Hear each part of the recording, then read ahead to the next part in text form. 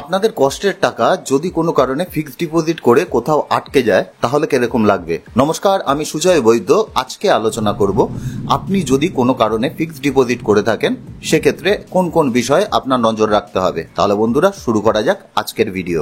1 নম্বর এবং সব থেকে ইম্পর্টেন্ট যেটি সবার কাছে সেটা হলো ইন্টারেস্ট রেট। এখন ম্যাক্সিমাম লোক আছে যারা বাড়ির পাশে কোনো ব্যাংক যেটা পায় সেখানে গিয়ে তাদের ফিক্সড ডিপোজিট করে নেয়, কিন্তু যদি আমরা ভালো করে দেখি তাহলে বিভিন্ন ব্যাংকের বিভিন্ন ধরনের ইন্টারেস্ট রেট রয়েছে। তা আমরা যদি একটু ভেরিফাই করে নিই তাহলে কিন্তু আমরা একটা ভালো ব্যাংক খুঁজে পেতে পারি যেখানে আমরা একটা ভালো ইন্টারেস্ট রেটও পেতে পারি। সুতরাং সবসময় আপনার যেই ব্যাংকে সেভিংস অ্যাকাউন্ট আছে সেই ব্যাংকেই যে আপনার ফিক্সড ডিপোজিট করতে হবে এমন কোনো মানে নেই। আপনি দেখুন, ইন্টারনেটে সার্চ করুন দরকার পড়ে যে কোন ব্যাংকে গেলে আপনি সব থেকে বেশি ইন্টারেস্ট রেট পাচ্ছেন, তারপরে সেই ব্যাংকে আপনি আপনার ফিক্সড ডিপোজিট করতে পারেন। এছাড়াও আপনি যখনই ফিক্সড ডিপোজিট করবেন অবশ্যই পোস্ট অফিসের সাথে একবার মিলিয়ে দেখবেন যে পোস্ট অফিসে কি রেট অফ ইন্টারেস্ট দিচ্ছে। আজকের দিনে আমরা যদি পোস্ট অফিসের সাইটে যাই তাহলেই আমরা জানতে পারি যে পোস্ট অফিসে কত রেট অফ ইন্টারেস্ট দিচ্ছে। এছাড়া বিভিন্ন ধরনের ইউটিউব চ্যানেল রয়েছে যারাও কিন্তু প্রতি 3 মাসে আমাদের মোটামুটি জানিয়ে দেয় কত রেট অফ ইন্টারেস্ট পোস্ট অফিসে এই মুহূর্তে চলছে। তা আপনি সেইভাবে কিন্তু পোস্ট অফিসের সাথে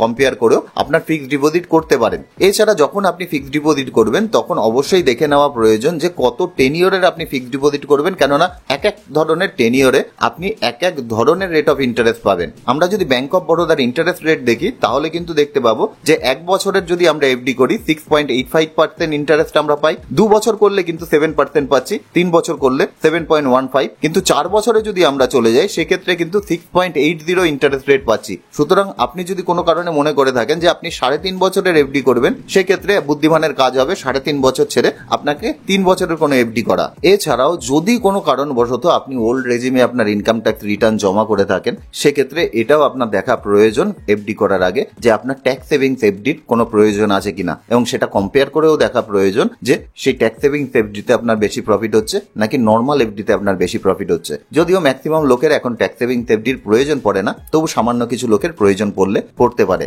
এছাড়া ব্যাংকে কিছু স্পেশাল এফডি থাকে, সেই দিকেও আমাদের কিন্তু নজর রাখা প্রয়োজন। যদি আমরা এখানে দেখি অ্যাক্সিস ব্যাংকের চার্ট তাহলে কিন্তু আমরা দেখতে পাবো 7 দিনেরও এফডি রয়েছে। সেখানে আমরা দেখতে পাচ্ছি যে 3% ইন্টারেস্ট রেট দিচ্ছে এবং সিনিয়র সিটিজেনদের জন্য 3.5%। এরপরে আমরা যদি নিচের দিকে নামি তাহলে কিন্তু আমরা দেখতে পাবো 18 মাস থেকে 2 বছরের এফডি যদি আমরা করি তাহলে 7.25% ইন্টারেস্ট রেট আমরা পাচ্ছি, আর সিনিয়র সিটিজেনরা পাচ্ছে 7.75%। একই রকম ভাবে আমরা যদি 15 মাস থেকে 18 মাস করি তাহলেও একই ইন্টারেস্ট রেট পাচ্ছি, কিন্তু 13 থেকে 15 মাসের কোনো এফডি যদি করি তাহলে 6.70 ইন্টারেস্ট রেট পাচ্ছি।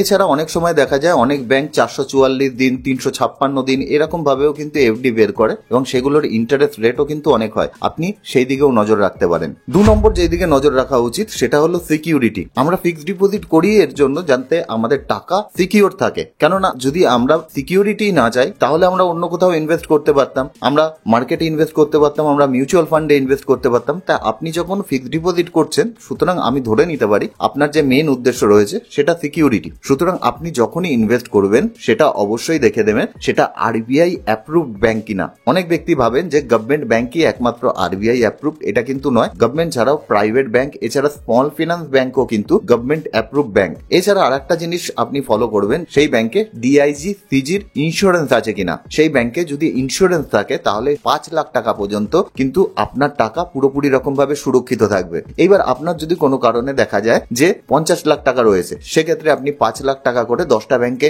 ভাগ করে নিতে পারেন এবং তার জন্য দেখা যাবে আপনার পুরো 50 লাখ টাকাই সুরক্ষিত থাকবে। এছাড়া সিকিউরিটির জন্য যদি আপনি দেখেন সেক্ষেত্রে আপনি পিপিএফ এও ইনভেস্ট করতে পারেন, কেননা পিপিএফ এর টাকা সব থেকে কিন্তু বেশি সুরক্ষিত।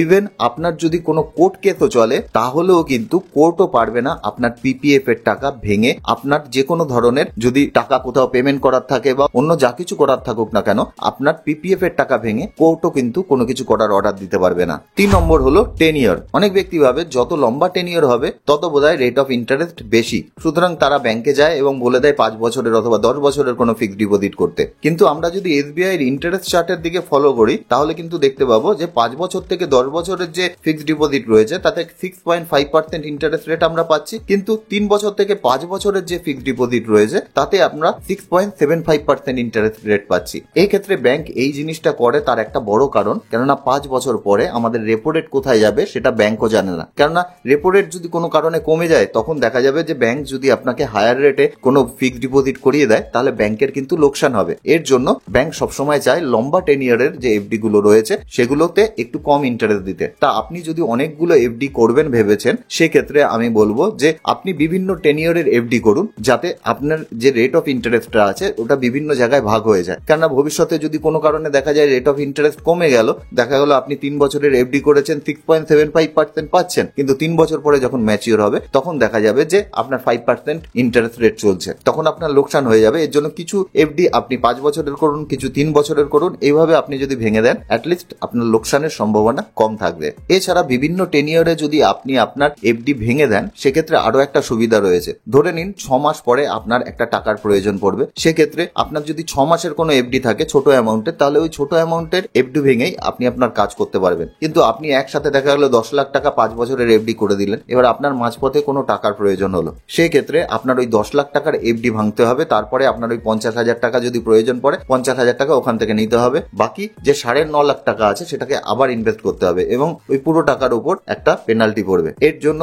আপনার যে এফডি গুলো আছে ছোট ছোট ভাগে ভাগ করে নেওয়া প্রয়োজন আছে। 50,000 করে আপনি 20টা করুন, অথবা 1 লাখ করে আপনি 8টা করুন, বাকি যে 2 লাখ টাকা আছে ওটাকে ছোট ছোট ভাগে ভাগ করে দিন। এইভাবে আপনি আপনার এফডি করতে পারেন। এই ক্ষেত্রে আপনার যদি মাঝপথে টাকার প্রয়োজন হয় তাহলে বড় অ্যামাউন্টের এফডি অ্যাটলিস্ট আপনাকে ভাঙাতে হবে না। 4 নম্বর হলো ইন্টারেস্ট পে আউট। অনেক ক্ষেত্রে সিনিয়র সিটিজেন যারা রয়েছে তাদের ক্ষেত্রে প্রতি মাসে একটা টাকার প্রয়োজন হয়, কারো কারো ক্ষেত্রে দেখা যায় যে কোয়ার্টারলি টাকা পেলেই হয়। সেক্ষেত্রে ইন্টারেস্ট পে আউট কি আছে সেটা কিন্তু জেনে রাখা প্রয়োজন আছে। যদি আপনার প্রতি মাসে টাকার প্রয়োজন হয় তাহলে এমআইএস টাইপের কোন স্কিমে আপনি ইনভেস্ট করতে পারেন। যদি কোয়ার্টারলি করলে হয় সেক্ষেত্রে সিনিয়র সিটিজেন সেভিং স্কিম, যদি আপনি সিনিয়র সিটিজেন হন সেক্ষেত্রে সেখানে আপনি ইনভেস্ট করতে পারেন। যদি না হন তাহলে অন্য কোনো স্কিমেও আপনি ইনভেস্ট করতে পারেন। ব্যাংকে বিভিন্ন স্কিম আছে যেখানে প্রতি মাসে আপনাকে একটা পে আউট দেয়। 5 নম্বর হলো কম্পাউন্ড ফ্রিকোয়েন্সি, অর্থাৎ আমি যখন কোনো ফিক্সড ডিপোজিট করি সেক্ষেত্রে অনেক স্কিম আছে যেগুলো ইয়ারলি কম্পাউন্ডিং হয়। আপনি 10 লাখ টাকা রেখে দিচ্ছেন, এবার ধরে নিলাম আপনি প্রতি কোয়ার্টারে একটা ইন্টারেস্ট পাচ্ছেন। ধরে নিলাম প্রথম কোয়ার্টারে আপনি 20,000 টাকা পাচ্ছেন, এবার পরের কোয়ার্টার যখন শুরু হচ্ছে যে 20,000 টাকা পেলেন তার উপরেও আপনি ইন্টারেস্ট পাবেন। আর অনেক স্কিম থাকে যেগুলো দেখা যায় যে আপনি 1 বছর পরে আপনার টাকা কম্পাউন্ডিং হয়, সেক্ষেত্রে 1 বছর ধরে আপনার যে ইন্টারেস্ট পাবেন, ধরে নিলাম 80,000 টাকা পাবেন, সেই 80,000-এর উপর পরের বছর থেকে আপনার ইন্টারেস্ট ক্যালকুলেশন হবে। সুতরাং এই যে 9 মাসের ইন্টারেস্টটা আছে আপনার ইন্টারেস্টের উপর, সেটা কিন্তু আপনি লোকসান করছেন। সুতরাং যখনই এফডি করবেন আপনার কম্পাউন্ডিং ফ্রিকোয়েন্সি কি আছে সেটা অবশ্যই জেনে নেবেন। 6 নম্বর হলো ট্যাক্স সেভিং। এফডি করার সময় এটাও জেনে নেওয়া প্রয়োজন যে আপনি যে ইন্টারেস্টটা পাবেন সেই ইন্টারেস্টটা ট্যাক্সেবল কি ট্যাক্সেবল নয়। কেননা অনেক সময় দেখা যায় আমরা ওল্ড রেজিমে ফাইল করলে আমাদের 80 ডিডাকশন দরকার হয়। এছাড়া আমরা যদি ওল্ড রেজিমে আমাদের রিটার্নও জমা না করি সেক্ষেত্রে যে ইন্টারেস্টটা আছে সেই ইন্টারেস্টটা ট্যাক্সেবল নাকি সেটা জানা প্রয়োজন আছে। অনেক ক্ষেত্রে ইন্টারেস্ট ট্যাক্সেবল হয় না, যার ফলে দেখা যায় যে ওই ইন্টারেস্টের উপর আমাদের ট্যাক্স দিতে হয় না। যেরকম পিপিএফ এ দিতে হয় না, সুকন্যা সমৃদ্ধি যোজনাতে দিতে হয় না। এই ধরনের স্কিমগুলো যদি আপনার পক্ষে পসিবল হয় তাহলে কিন্তু সেখানে আপনি ইনভেস্ট করতে পারেন। এছাড়া দেখে নিতে হবে যে আপনার যে স্কিমে আপনি ইনভেস্ট করছেন সেখানে টিডিএস কাটবে কি কাটবে না। এখন আমাদের নিয়ম হয়ে গেছে যদি ব্যাংকে 50,000-এর বেশি আমরা যদি কোনো ইন্টারেস্ট পাই, এছাড়া পোস্ট অফিসে, তাহলে তার উপর আমাদের টিডিএস কাটবে। সিনিয়র সিটিজেন হলে সেটা 1 লাখ টাকা। এবার আপনি যদি এনএফসি তে ইনভেস্ট করেন, পিপিএফ এ ইনভেস্ট করেন, সুকন্যা সমৃদ্ধি যোজনায় ইনভেস্ট করেন, কিষাণ বিকাশ পত্রে ইনভেস্ট করেন, তাহলে কিন্তু আপনার টাকার উপর কোনো ধরনের কোনো টিডিএস কাটবে না। 7 নম্বর হলো প্রিম্যাচুর উইথড্রল এন্ড পেনাল্টি। এটা কিন্তু আমাদের জেনে রাখা একান্ত প্রয়োজন, কেননা আমাদের হঠাৎ করে কোনো টাকার প্রয়োজন পড়তে পারে এবং সেই ক্ষেত্রে আমরা যদি সেই এফডিটি ভাঙাই সেক্ষেত্রে আমাদের পেনাল্টি বাবদ কত টাকা কাটবে সেটা জেনে রাখা প্রয়োজন। এক এক ব্যাংকের যে পেনাল্টি রেট আছে সেটা কিন্তু এক এক রকম হয়। সুতরাং যদি কোনো কারণবশত আপনার এটা প্রায়োরিটি থাকে যে আপনার যখন তখন টাকার প্রয়োজন পড়তে পারে এবং আপনার এফডির ভাঙাতে হতে পারে, সেক্ষেত্রে আপনি এমন একটা ব্যাংকে আপনার ফিক্সড ডিপোজিট করবেন যেখানে আপনার এই পেনাল্টি রেটটা কম হয়। 8 নম্বর হলো লোন এগেনস্ট এফডি। আমাদের যদি কোনো কারণবশত লোন নিতে হয় এফডির এগেনস্টে, কেননা এফডির এগেনস্টে যদি আমরা লোন নিই সেটা পুরোপুরি একটা সিকিউর লোন হয় এবং তার রেট অফ ইন্টারেস্টও অনেকটা কম হয়। এছাড়া এটা পাওয়া অনেকটা সহজ। সুতরাং আপনি যদি লোন নিতে চান এফডি থেকে, অথবা আপনার লোনের প্রয়োজন পড়লেও পড়তে পারে, সেই ক্ষেত্রে অবশ্যই দেখে নেবেন যে লোনের রেট অফ ইন্টারেস্ট কত আছে।